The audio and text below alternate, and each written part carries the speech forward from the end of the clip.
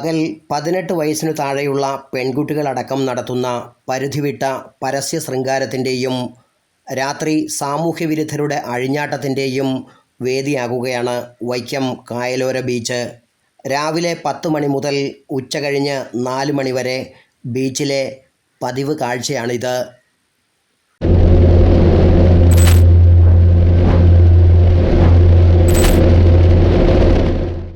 ഇതിൽ പകുതിയിലേറെയും +1, +2 പ്രായത്തിലുള്ള പെൺകുട്ടികളാണ്.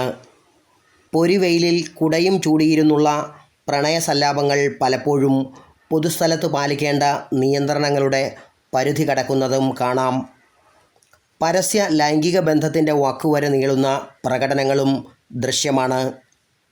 കാമിതാക്കൾ തമ്മിലുള്ള തർക്കങ്ങളും പ്രണയജോഡികൾ തമ്മിലുള്ള വഴക്കുകളും ഇവിടെ പതിവാണ്. ബീച്ചിനോട് ചേർന്നുള്ള കുറ്റിക്കാട്ടിൽ പട്ടാപ്പകൽ അനാശാസ്യ പ്രവർത്തനങ്ങളും പതിവാകുകയാണ്.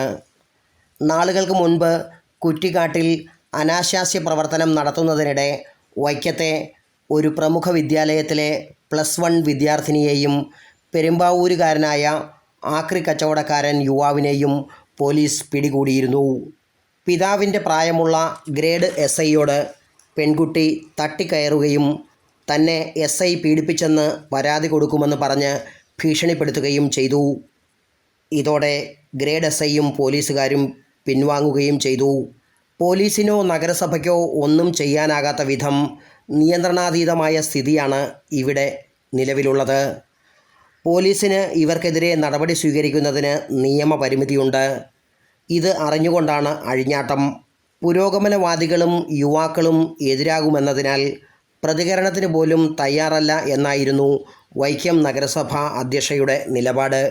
വൈക്കം ബീച്ചിൽ നടക്കുന്ന കാര്യങ്ങൾ ആശങ്കാജനകമാണെന്നും മുനിസിപ്പൽ പാർക്കിന് സമാനമായ വിധം സമയക്രമം ഏർപ്പെടുത്തണമെന്നും നഗരസഭാ ജീവനക്കാരനെ നിയമിക്കണമെന്നും നഗരസഭാംഗം ലേഖ അശോകൻ പറഞ്ഞു. ഒരു ജനപ്രതിനിധി എന്നതിലുപരി ഒരു അമ്മ എന്ന നിലയിൽ വൈക്കം നഗരസഭാ ബീച്ചിൽ നടക്കുന്ന ചില പ്രവർത്തനങ്ങളിൽ വളരെ ആശങ്കയോടുകൂടിയാണ് എന്നെ സംബന്ധിച്ചിട്ട് ഞാൻ അതിനെ വിലയിരുത്തുന്നത്.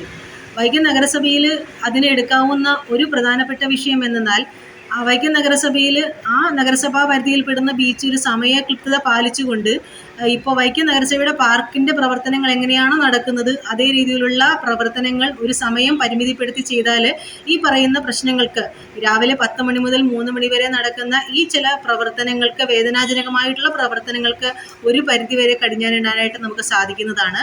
2, പോലീസ് സംവിധാനത്തിൻ്റെ കീഴിലാണ് വൈക്കം നഗരസഭ ബീച്ച്. അതിൻ്റെ മുക്കിനുമ്പത്താണ് ഇങ്ങനെയുള്ള പ്രവർത്തനങ്ങൾ നടക്കുന്നത് എന്നിരിക്കെ എല്ലാ വ്യക്തി സ്വാതന്ത്ര്യങ്ങളെയും മാനിച്ചുകൊണ്ട് തന്നെ ഒരു കാര്യം പറയാൻ ആഗ്രഹിക്കുന്നത്, പ്രായപൂർത്തിയാകാത്ത പെൺകുട്ടികളും ആൺകുട്ടികളും അടക്കം വരുമ്പോൾ അതിനെതിരെ കൂടെ നിയമ സംവിധാനങ്ങൾ ഉപയോഗപ്പെടുത്തിക്കൊണ്ട് എന്ത് ചെയ്യാൻ സാധിക്കുമെന്ന് കൂടി നമ്മൾ ചിന്തിക്കേണ്ടിയിരിക്കും.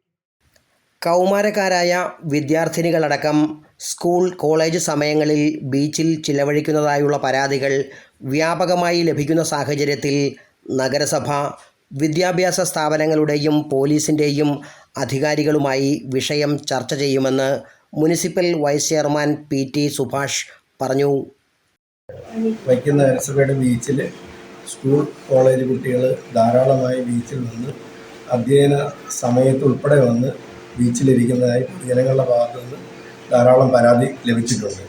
ഒന്നുകിൽ സ്കൂളിലെയും ഹയർ സെക്കൻഡറി സ്കൂളുകളിലെയും ഒക്കെ കുട്ടികൾ കോളേജിലെ വിദ്യാർത്ഥികളാണ് കൂടുതലായി പകൽ സമയത്ത് വന്നിരിക്കുന്നതാണ് പരക്കെയുള്ള ആക്ഷേപം. തീർച്ചയായിട്ടും നഗരസഭാ കൗൺസിൽ ബന്ധപ്പെട്ട വിവിധ ഡിപ്പാർട്ട്മെൻറ്റുകളുമായി ആലോചിച്ച് കോളേജ് അധികൃതരും സ്കൂൾ അധികൃതരുമായി ബന്ധപ്പെട്ടുകൊണ്ട് ആവശ്യമായ നടപടികൾ സ്വീകരിക്കുന്നതാണ്.